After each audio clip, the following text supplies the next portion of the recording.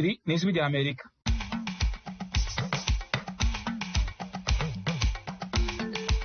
Ijwi ry'Amerika ribandanya kubashikiriza ibiganiro vyaryo mu Kirundi no mu Kinyarwanda. Mwaramutse mwese nshuti muduteze amatwi muri iki gitondo cyo ku munsi wa gatatu itariki 17 y'ukwezi kwa gatandatu umwaka w'ibihumbi 2020.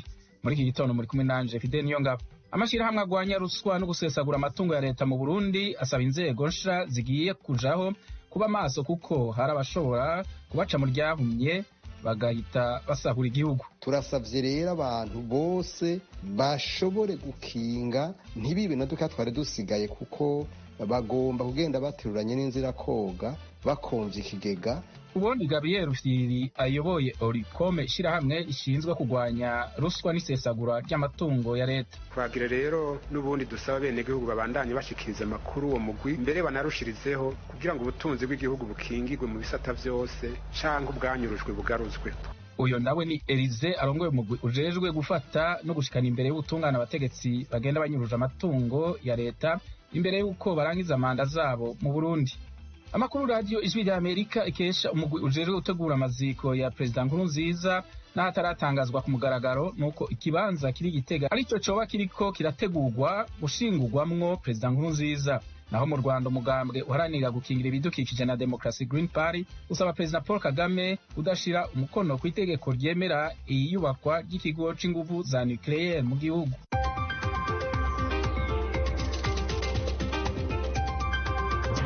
Imbere yuko dushika kuri izo nkuru reka tubanze dutega amatwi mugenzi wacu Aloyes Bigirimana dushikiriza amakuru yo hirya no hino dufitiye muri aka kanya.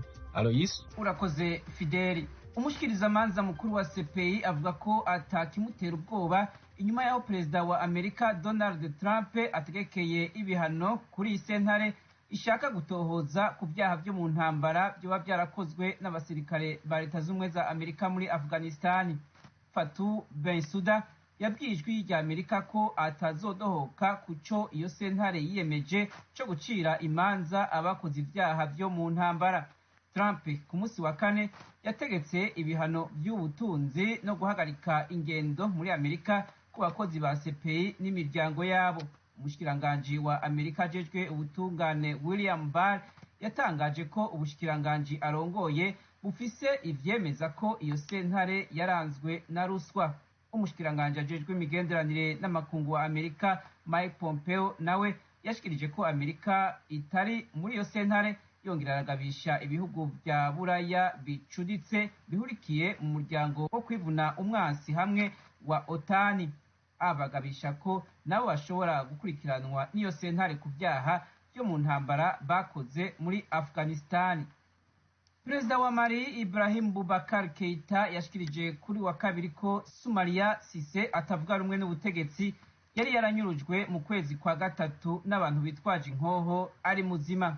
Perezida yashikirije ko leta ifise ivyemeza ko Cisse akiriho inyuma y'amezi anyurujwe. Yemeza kandi ko azi abamutwaye kandi ko vuba azoboneka. Cisse arongoye umugambwe Union pour la République et la Démocratie yigeze kuba kandi n'umushikiranganje w'ikigega ca leta kandi yaraharaniye ikibanza c'umukuru w'igihugu mu matora. Abajejwe umutekano bamye bavuga ko bakeka ko yanyurujwe n'intagondwa z'abayisilamu zishimikiye ku muhari wa Al-Qaeda.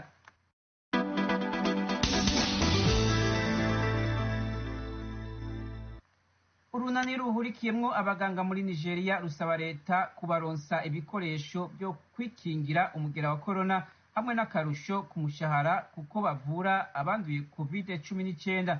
Bagabisha ko bataronse ivyo basaba bazobandanya imyigaragambyo yo guhagarika akazi batanguye ku munsi wa mbere. Dr. Aliyu Somboka arongoye urwo runani amenyesha ko abaforoma bakurikirana abarwayi ba corona nabo bazohagarika gukora mu gihe leta itoshitsa ivyo basaba mu ndwi zibiri. Abaganga bashika kuri 10 baramaze kwicwa na COVID-19 muri Nigeria. Somboka avuga kandi ko abaganga bashika 200 bapimwe bagasanga baranduye uwo mugera. Umushikiranganje wa Nigeria ajejwe magara y'abantu yashikirije ko gushika ku munsi wa mbere abantu bashika 16,600 barenga banduye uwo mugera n'amajana 424 bamaze gupfa. perezida wa leta z'ubumwe za amerika donald trump yarateye umukono ku itegeko ry'ibigiye kuzohindurwa mu gisata c'igipolisi. ni mu gihe igihugu kikiri mu myiyerekano yiyamiriza ubwicanyi n'ivangura rishingiye ku rukoba bikorwa n'igipolisi ku birabure. Trump yashikirije ko aya mategeko azotuma igipolisi mu gihugu cyose gikorana ubuhinga bwo ku rugero rwo hejuru mu gukorera abanyagihugu. Avuga ko abapolisi bazokwigishwa ubuhinga bwo kudakoresha ingufu zirenze mu guhangana n'inkozi z'ibibi. Muri iryo tegeko Trump ntaco yavuze ku macakubiri ashingiye ku rukoba aranga abapolisi bamwe bamwe, kimwe mu byo abari mu myiyerekano mu gihugu basaba ko cohinduka. Umukuru w'inama nshingamateka ya Amerika Nancy Pelosi yashikirije ko iri tegeko rya perezida ata nguvu rigira kandi riterekana iryohindurwa ku butungane bworohereza bamwe n'ubwicanyi bukorwa n'igipolisi birabure.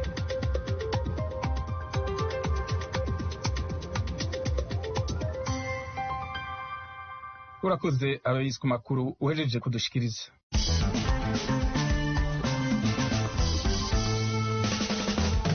Amakuru yo mu karere k'ibiyaga binini tuyahere mu Burundi, aho amakuru radiyo ijwi rya Amerika ikesha umugwi ujejwe gutegura amaziko ya Perezida Nkurunziza n'ahataratangazwa ku mugaragaro ari uko ikibanza kiri Gitega coba arico kiriko gitegurwa gushingurwamwo Perezida Nkurunziza. Ni inkuru y'ijwi rya Amerika ryifashishije abakunzi bayo, musomegwa na mugenzi wacu Desire Hatungimana ari mu Rwanda. Ico kibanza kiri muri quartier ya Musinzira kwibarabara bita rya Muyinga, ahari hategura icibutso c'umugwanyi yaguye ku rugamba. Mu gatondo ko ku munsi wa kabiri, inyubakwa ziri muri ico kibanza zareko zirabomogwa, abandi bahinga mu vy'ubwubatsi bapima neza ico kibanza. Ivyo bikorwa vyari bihagarariwe na Jean Bosco Ntuzwenimana, umushikiranganje ajejwe inyubako n'ibikorwa vya leta. Amasoko y'ijwi rya Amerika yasiguye ko hagaragaye kandi Zefiremani Iratunga, ujejwe gutunganya ingendo no kwakira abashitsi b'umukuru w'igihugu Petero Nkurunziza, ari nawe arongoye umugwi ujejwe gutegura ishingurwa ryiwe. Abakozi bakuru b'iperereza ry'u Burundi, ibihanganye mu gipolisi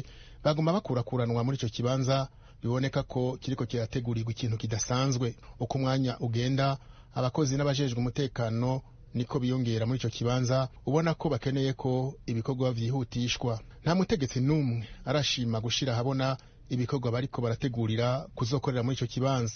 Ivyo bimeze gutyo mu gihe hari haheze imisi havugwa ko hari ikibazo c'aho bazoshingura Perezida Nkurunziza. Amwe mu makuru ava mu begereye umupfasoni wiwe avuga ko umuryango wiwe ushaka ko wabo yoshingurwa ku kirimba ciwe kiri Imwumba mu ntara ya Ngozi mu buraruko bw'u Burundi, ahasanzwe avuka. Yamara ijwi rya Amerika ntiturabasha kuyatohoza neza. Iyindi migwi ibiri igizwe n'ibihangange vy'umugambwe CNDD-FDD Perezida Nkurunziza asanzwe abereye imboneza yamaho, bamwe bifuza ko yoshingurwa ku kirimba citiriwe umwami Ntare Rugamba kiri Bujumbura ku mugwa mukuru w'ubutunzi. Uwundi mugwi muri ivyo bihangange nawo wifuza ko Petero Nkurunziza yohambwa Igitega ku mugwa mukuru wa politike. Kugeza ano mango ijwi rya Amerika ntiramenya neza ryari ikiziga ca Petero Nkurunziza kizoshingurwa. Tukiri mu Burundi, abagwanyi batambaye kugira ngo basahure igihugu n'abanyagihugu. Turasavye rero bose bashobore gukinga ntibibe na duka twari dusigaye, kuko bagomba kugenda bateruranye n'inzira koga bakonje ikigega, kuko amakuru twaramaze kuyaronka ko ivyo bintu biriko biraba, kuko bazi ko haje umukuru w'igihugu mushasha ashobora kudasubira kubizigira. Turasavye rero amategeko akurikizwe, hubahirizwe igihugu n'abanyagihugu, bareke gusongera isibe, kuko igihugu cacu kigeze aho umwasi ashaka mu bijanye n'ubutunzi kubera ubukene buturembeje. Iryo shirahamwe rihamagarira umukuru w'igihugu mushasha Evariste Ndayishimiye agiye kurahira ko yofata ibintu mu minwe kugira ngo abategetsi bazorangiza amabanga yabo bagende berekanye ubutunzi bafise nk'uko bitegekanijwe mu ibwirizwa shingiro. Mu 1995 y'ibwirizwa shingiro rishasha ivuga yuko abasuku bacu bategerezwa kwerekana iyo bakuye ubutunzi binjiye mu mabanga yabo. Aho rero ni guhera kuri musitanteri kuduga ku muntu wese yashizweho n'itegeko ry'umukuru w'igihugu. hanyuma kandi n'abantu bazoza gutwara kutubera abasuku ejo bumve yuko bafise iryo tegeko ryo kwerekana ubutunzi bwabo baronse batarinjira mu mabanga nubwo baronse bayavuyemwo, hanyuma abatavyerekanye bahanwe. Bigira ko akamaro nuko ubutunzi bwari kuja mu minwe y'akagwi k'abantu bakeyi buca busaranganywa hagati y'abarundi bose, ico twita mu gifaransa redistribution des ressources. Kubwa Orikome abogenda banyuruje amatungo ya leta boba basongereye isibe kuko ubutunzi bw'igihugu busanzwe bwarasubiye inyuma cane. Mu mpera z'umwaka uheze harashizweho umugwi ujeje gufata no gushengeza abategetsi bagenda banyonoye amatungo ya leta imbere yuko barangiza amabanga yabo.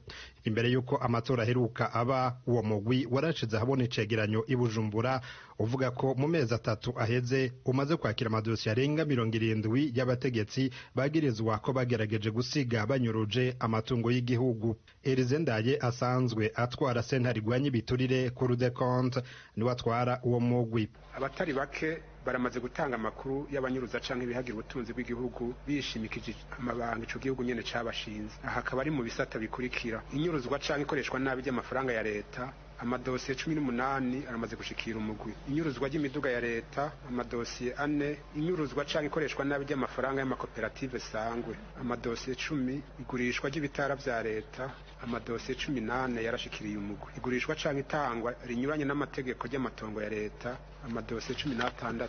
Mu bijanye n'amasoko ya leta umugwi umaze kuronka amadosiye 8.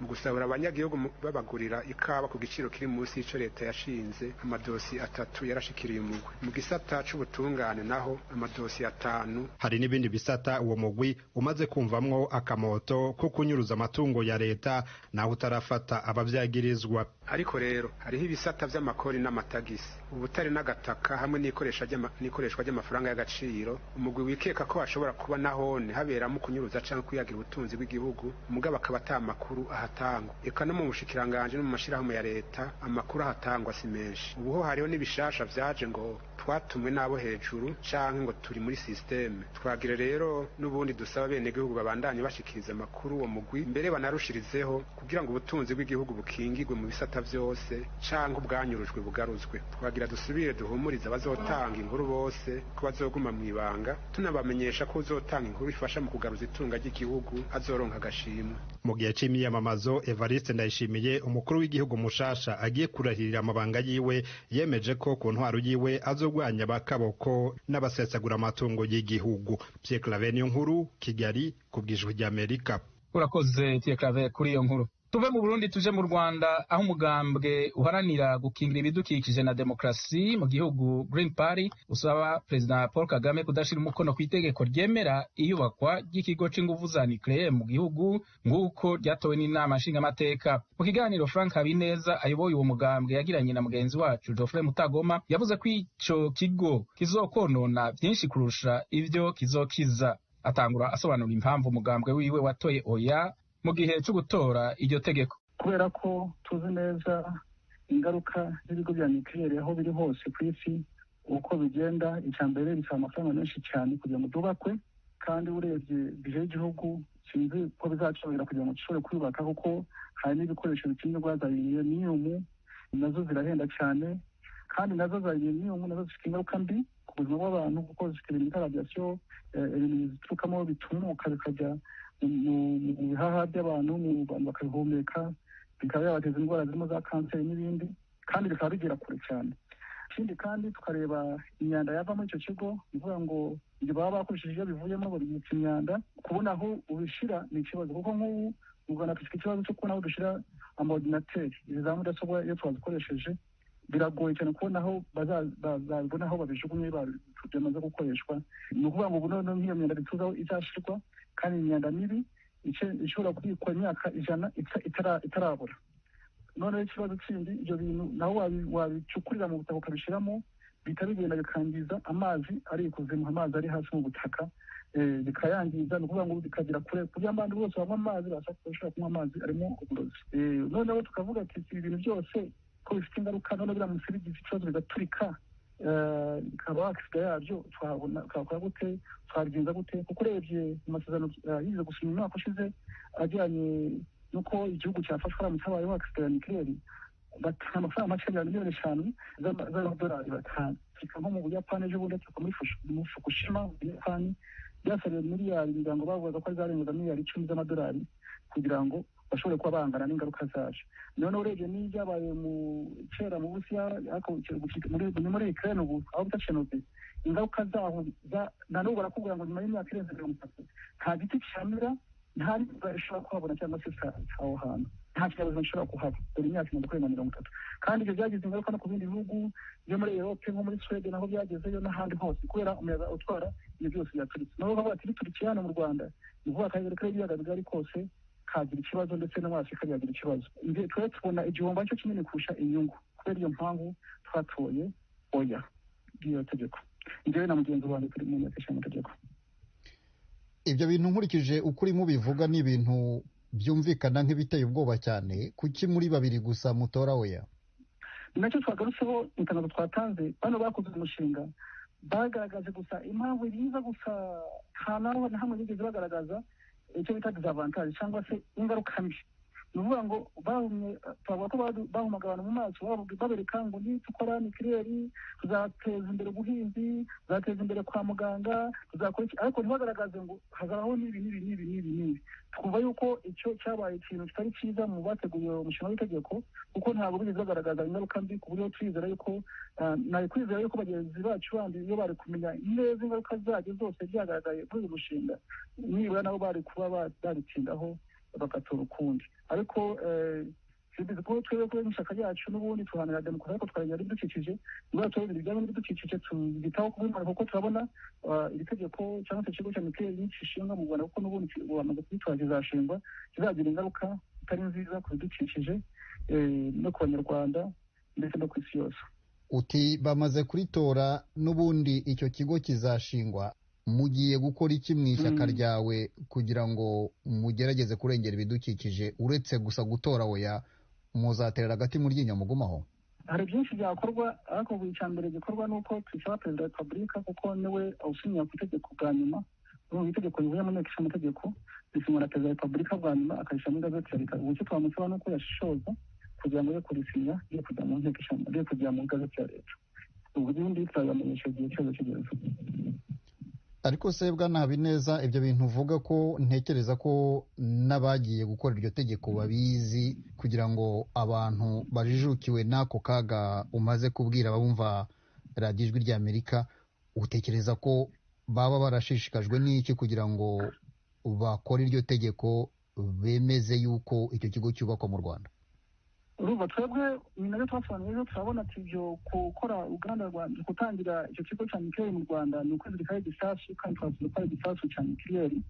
Igisasu cya nikeli ni ukuvuga ngo ujye kuturikanye cyangwa guturikana n'abantu bose. Bo bakavuga ngo bizafasha mu kuvura kanseri, ngo abantu bagera mu Buhinde kwivuza kanseri, tuzajya tubavura ari benshi hano mu Rwanda. Bakavuga ngo n'ubundi ibyuma byose bituma imodoka duca hose ngo birimo nikeli, ngo ubu tuzajya dukora ubushakashatsi, tuzajya dukora iki, tuzajya tubyikorera ibintu byinshi cyane, ngo bizateza imbere ubuhinzi ku buryo urumva bafite inyungu zabo bavuze ziri aho, ariko twebwe turabona izo nyungu ntawe zihuriye n'igihumbi. Turabona inyungu ari nkeya kurusha igihumbi, turabona igihumbi aricyo kinini cyane kurusha inyungu zavamo. Yari mugenzi wacu Geoffrey Mutagoma yavugana na Frank Habineza ayoboye umugambwe Green Party. Radio Ijwi ry'Amerika i Washington DC, n'umwanya w'ikiganiro Amerikana kivuga ku byaranze Amerika muri kahise no mu bihe tugezemwo, mwateguriwe kandi mushikirizwa na Thomas Kamirindi.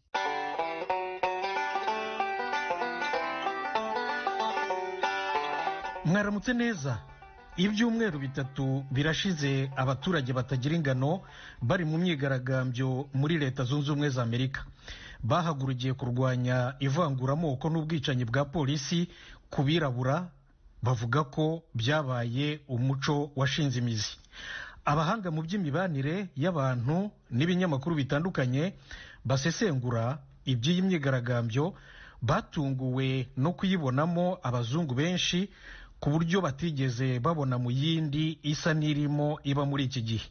Nibyo tuganiraho muri make. Ikaze mu kiganiro Amerikana.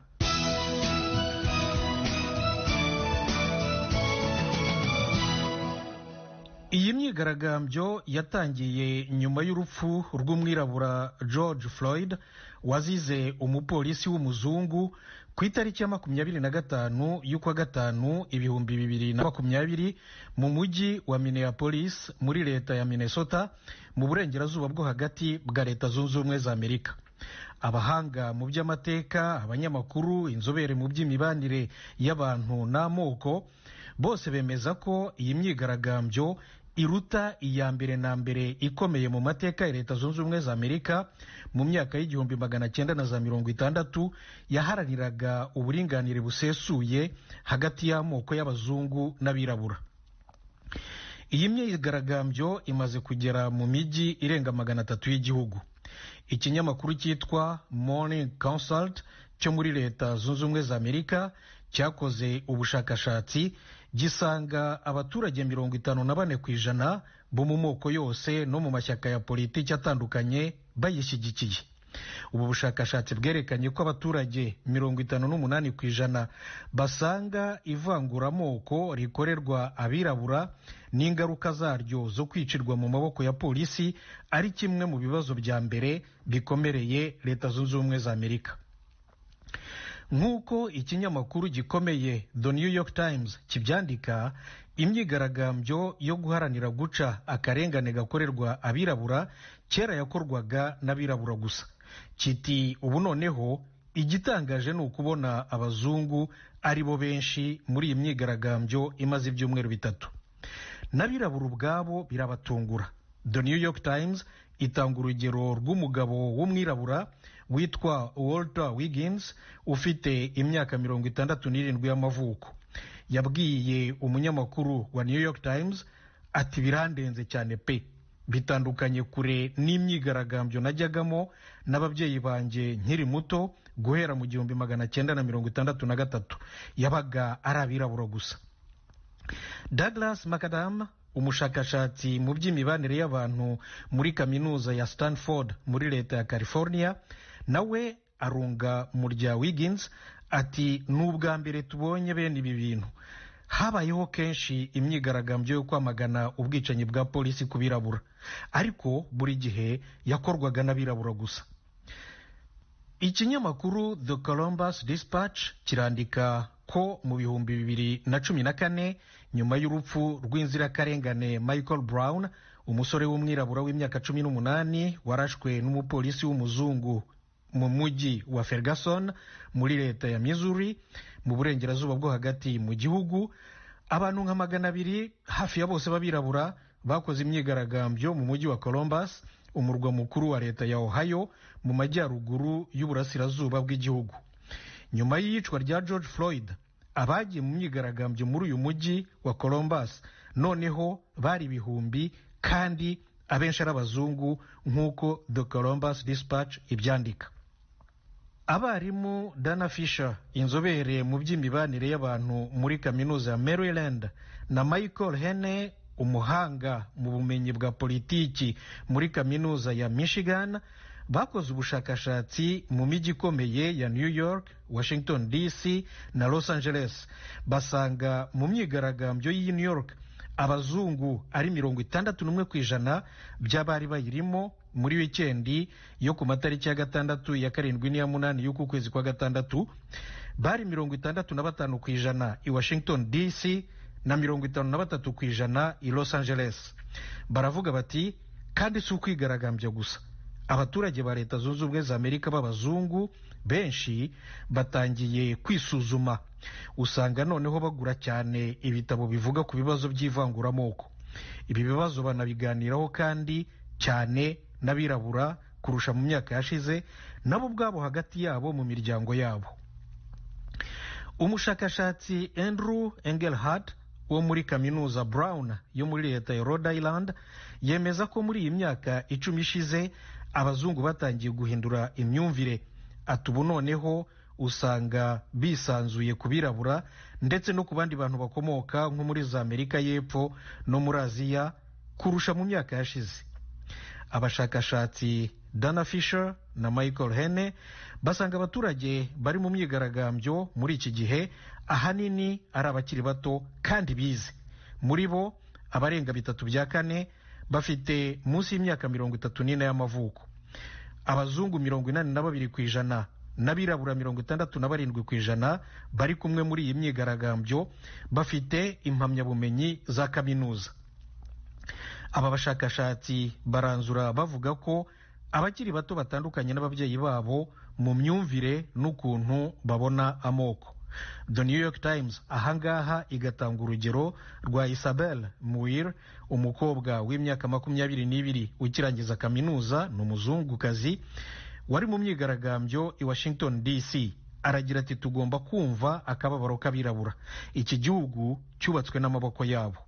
Umwirabura Reverend Jesse Jackson, umwe mu baharaniye uburinganire bw'amoko bakomeye bakoranye hafi cyane na Martin Luther King, yabwiye ikinyamakuru USA Today ati iki ni ikimenyetso ko noneho abazungu nabo batangiye kubona koko ko ivanguramoko ari nk'indwara y'ubuheri bamwe bita shishikara.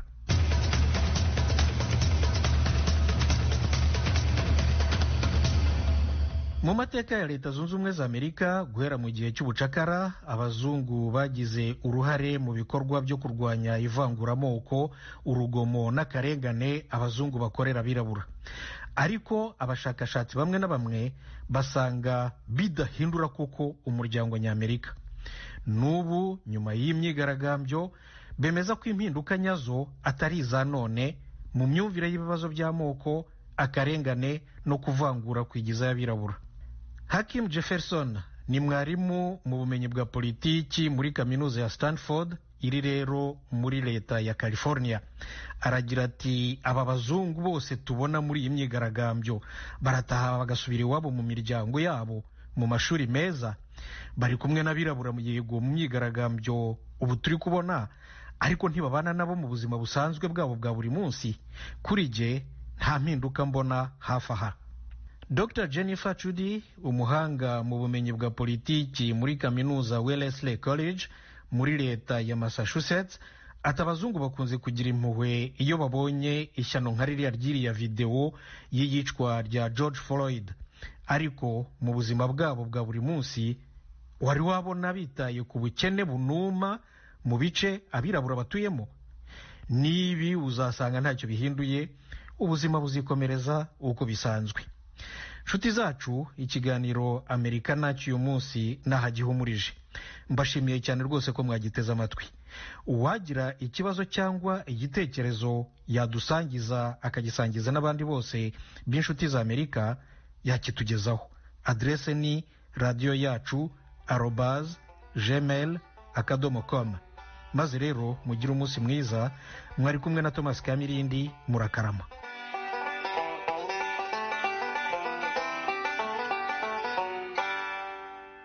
Radio Ijwi ry'Amerika, ibiganiro twari tubafitiye muri aka kanya niho bigarukiye. Kuri mikro mwari kumwe na Fidel Niyongabo. Mugire ibihe byiza mubandanya kumviriza Radio Ijwi ry'Amerika.